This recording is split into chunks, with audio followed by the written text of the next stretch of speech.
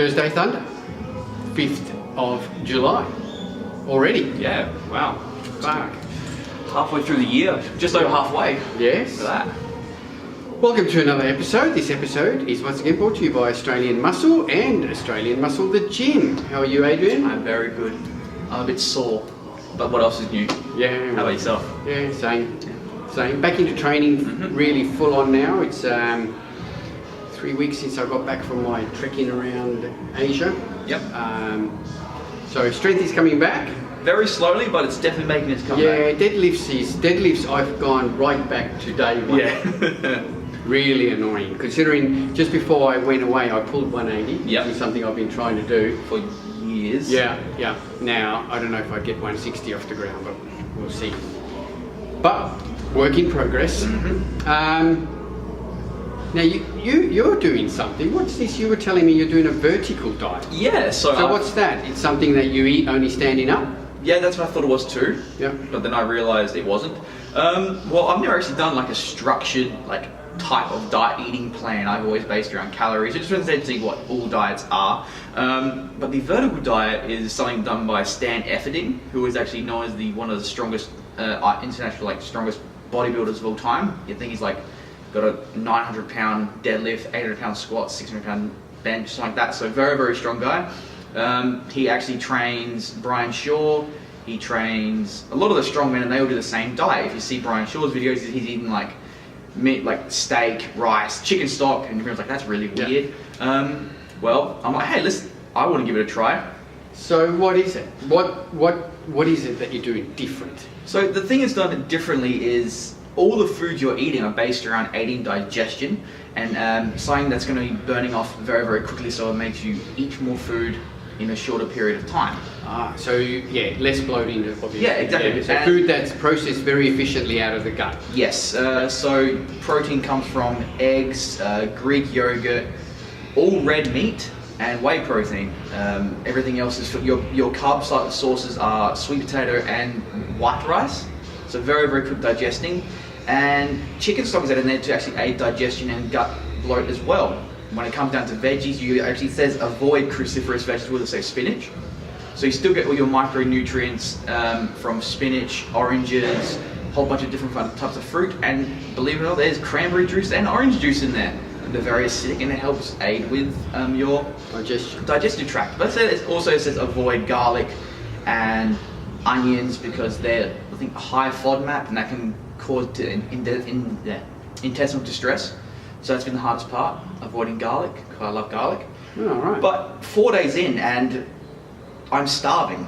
After every meal, I am starving. And that's what it says, once you've reached a certain point, you add more food in. So basically, the whole idea is that you can then add in more calories. Yep. Yeah. In every meal, it's So hence, one of the reasons why maybe these strongmen are able to put these massive amounts of foods in is because they're eating only those certain amounts that are digested very quickly, so they can get another meal in. Yeah, exactly. And it says that after 10 days, people feeling very hungry, add more in. I'm on day 4, and I've already added 2 extra meals, so now I'm up to 8 meals a day. So what's a typical meal? Typical meal is steak, white rice, and chicken stock. That's it. And and carrots and capsicum and spinach, really. All right. So you can. That's strange. I always thought, my impression was that red meat is the opposite, that it sits in your stomach longer, it's hard to digest and things like that. It all depends on, because of humans' gut acid, it actually burns through red meat a lot quicker than would white meat. Okay. Yeah. It's actually very interesting. Have a look at Stan Efferding's vertical diet. Yeah. The vertical point means the longer you go on, the higher your food gets. Yep. Not because you eat standing up. No. Cool. There we are. Will that be interesting? Well, we will follow this up, and we'll see how you are next week. Did you track your weight and everything? Before I started on, I went from 103 down to 99. Now I'm back up to 102. Yeah. After 4 days, so right. It's fluctuating, but it's definitely going up again. Yeah. I mean, I'm not trying to get it as big as possible. And your strength is definitely, I mean, what did you pull the other day? 240? 250 for a double, which is the best I've ever done at that weight. I mean, considering my 1 RM is 255, that's the worst I've ever pulled. So you did a 250 for a double, and the third actually came up to just below the knee. Yeah, and that was after 3 before those violent shakes came. Yeah. Yeah, and it looked like a scared cat, but hey, it moved and my back felt great, so it doesn't matter. Yeah. Cool. All right. Well, we'll follow that with interest and see how you go. My diet is pretty well the same as I was doing before. Yeah. Yeah. But you said you're enjoying food. I'm sort of doing a little bit more variety. I'm putting in foods that I didn't have for a long time. My body weight has gone up slightly since I got back from, because I lost about 4 kilos while I went to Nepal. I've put on maybe 1.5 kilos, but my body fat stayed the same. So hopefully the muscle that I burned off trekking through the Himalayas will come back soon. Yep. I hope so. Speaking of exercises. Good segue. What's with all these weird exercises people do? Can you please elaborate on weird exercises? Oh no, you just see people doing all sorts of weird exercises and stuff. I was just listening to a podcast this morning and it had Luke Sandow on it. Mm-hmm. And he was being interviewed by Scott Goebel and Luke Shenberg. Yep, and they are known to just rip apart. Yeah, no, well they were just carrying on about the type of training he does and everything. And Luke then went on this big rampage about how people are doing all these stupid stuff in the gym. Mm-hmm. Like they're doing just stupid shit in the gym. And he made a good point, and he goes, whenever will you see any big guy doing stupid exercises in the gym, apart from the core, bench presses, deadlifts, etc. Yep. They're not going to be they don't put bands on leg presses, they don't,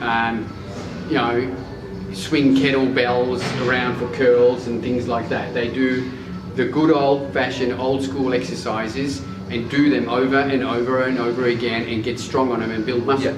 And then they might add some different variations to bring out little muscle groups. Well, exactly right. But he said they even talked about that, and he said he still doesn't. But what he does now is, because now he's 300 pounds, so he's got the mass, and he admitted that yes, I'm refining my physique now. Yep. But he says his still training structure is, for instance, if he does back, his first exercise, and say he will pick a big compound like bent over rows, that will be heavy as all shit. Yep. Then he'll do normal exercises like lat pull downs, seated rows, dumbbell rows, and he will drop the weight on them and do them with a little bit more volume and a little bit more squeezing, but he still doesn't go and do some sort of weird, stupid bullshit exercise, as he said. There are a few actual studies on that, like a lot of people say they train with intensity, but the studies show that it goes, you can actually train with a lighter weight and still get the same amount of results you can if you went heavy.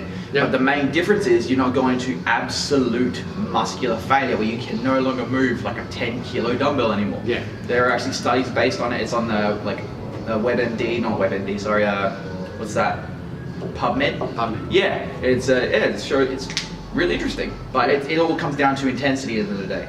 Yeah. Not I dropped the weight and did 15 and I squeezed out and then I felt really good. No, I think it's intensity and it's consistency. Yes. If you go onto a program, then stick on that program and try to get strong on those exercises. The problem is people chop and change too much, and they go put bands and shit on pieces of equipment, and really, you would get more benefit. Like Luke said, you would get more benefit by taking that band off that leg press and putting another 345s on. Yeah. And trying to ramp out more weight as much as you can. Yeah, exactly right, under that big weight. I mean, that's how I've been training my clients, and one of them has put on 60 kilos onto his deadlift in 6 months. Yeah. So he's put 60 kilos onto his deadlift in 6 months. He's built 5 to 10 kilos of muscle to lift that extra 60 kilos. It's just common sense. Yeah, anyway, but it must be Instagram, because you see all these guys on Instagram. I've tried an Instagram and he's workout. usually a skinny guy with abs, and he's just putting on some sort of weird exercise. That weighs 145 pounds sopping wet. Yeah, yeah.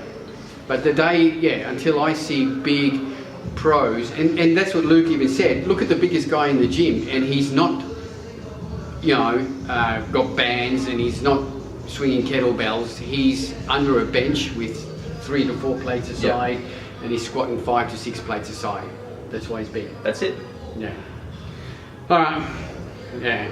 Other in bodybuilding news, speaking of pro bodybuilders, Flex Lewis announced an interesting thing yesterday. Yeah, his last 212 Olympia. His last 212 Olympia, exactly right. And he'll be more than content to just equal Arnold's record of Olympia wins and not go on. But interestingly, he didn't actually announce his retirement. No. He just said he's not doing the 212 anymore, and he said that if he does compete again, he'll come back in 2020. Yep. And with Flex with an extra 20 pounds of muscle on him, it's just got to be insane. It looked like the whole reasoning was that it's just too much on his body and too much hard work to get under that 212 weigh-in. Yeah, and all these guys, they weigh in at about 212, but they on the day of the comp, they're 220. Yeah, they'll blow it. They'll fill out. It's like 8-9 pounds. Easy, if not more. But Flex has always said that it's always hard for him to get under that 212 mark. So is he going to be having a stint at the Open? I would love to see it. I really would. And he didn't rule it out. He just sort of said that he'll see what his body looks like with the extra mass. Yeah. I reckon it'll look good. Yeah. So that'll be interesting. There's apparently a new bodybuilding federation. There is popped up. Hang on, again? Yeah. Like, fuck. Wow. Yeah. And this sounds like it's due to the fact that the implosion with PCA, which sort of happened nationally around the country. After a massive, 3 shows? Yeah, I don't know. We still don't know what happened there, but this gentleman is a PCA promoter who has now started the Australian Bodybuilding Federation. The ABF. The ABF. Hashtag ABF 2020. Yeah. It's going to be out soon, you watch. Yeah. So, don't know nothing about it. Nope. It's not a tested federation by the looks of it. But he's carrying on that they're going to have an Australian title and a qualifying show and everything. And I'm going to change the face of bodybuilding. You're going to add a talent show portion to it. Which will be pretty funny to see. When some federations are struggling to survive, here comes a new one. Yep. Good on you. All right. We got some new products coming in. We do. So all the financial year bullshit is out of the way. We can get back onto now looking at new products, and we've got an exciting new range coming in, which is the Maya Blocks range. Some of you may have heard of the Gorilla Chemist. What's his name? Something. I can't remember. Sorry, we should actually fill that out. But anyway, the Maya Blocks range will be coming in, so we'll have full reviews next week. They should be coming in, landing in either today or Friday at all the stores. So they have a pre-workout called Loco, Skywalk, which is a nootropic, Blow, which is a basically a pump formula. Non-stim pump formula. Yep. Rubix, which is a the non-stim. It's a non-stim fat burner. So like carnitine based. Carnitine based. Thermogenic non-stim fat burner. Contra, which is an anti-estrogen cortisol support formula. Muscle hardener, if you will. And Tetra, which is a fat burner, stimulant based fat burner. Yeah. And going through the ingredient profile of most of these products, there's ingredients that I have never heard of, nor have you ever heard of. So no, it's a new company, and he is using lots of new ingredients, which I'm sure then we're going to see spin off into other companies. But we're very excited to get this range in. The reports on them from overseas is really, really good. We've seen a lot of teasing. I was like, I want to try that. That's right. Loco, for all you who don't know, have 5 grams of beta-alanine. Yeah. So big tingles. Yeah, skin falling off tingles. Yeah. Which I am excited to try. Yeah. So they will be in, and we will show you the range next week in full. Also, what we have got coming back to Australian Muscle, and this is purely on just demand. Lots of demand for it. Supply and demand. Yeah. So the Extend aminos are coming back in. In the 30 and the 90 serve. I think we're getting 8 of the flavours out of the possible. 6 of the top flavours are coming in at the moment first. 6 of the most popular flavours, and as the range develops, we'll add more flavours in. Yeah. So that's will be also landing either late this week or early next week. And we're looking at always new products. Yep. Other stuff coming in. So there's a few exciting companies that are landing in Australia, and we'll have a look at those as we find out a little bit more. Yeah, maybe we can say, do you remember that pre-workout that someone emailed you about? Yeah, that was interesting. Yeah. I've asked for a sample, so we won't talk about that yet. Not yet. But that sounded really interesting. Yeah. Yeah. Very interesting. That's it. That's all I can say about it. That's right. It's weird. Yeah. And cool at the same time.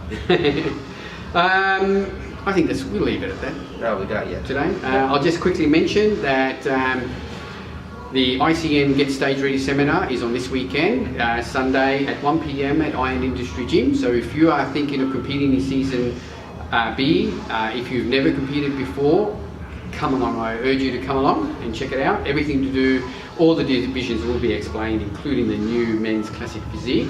ICM posing is now in full swing. We had some really good numbers at our first posing classes. Oh, okay. Sam had some really good numbers, and so did Janelle down south. Esther's numbers were Esther's down south were really full glass classes, and Janelle, she needs a little bit more of a kick. So don't forget the posing. This week's times changed a little bit because of the seminar.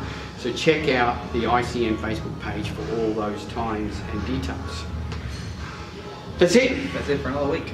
We'll call it at that. Yep. Thanks, guys. If you've got anything you want us to cover, don't forget to send us a message.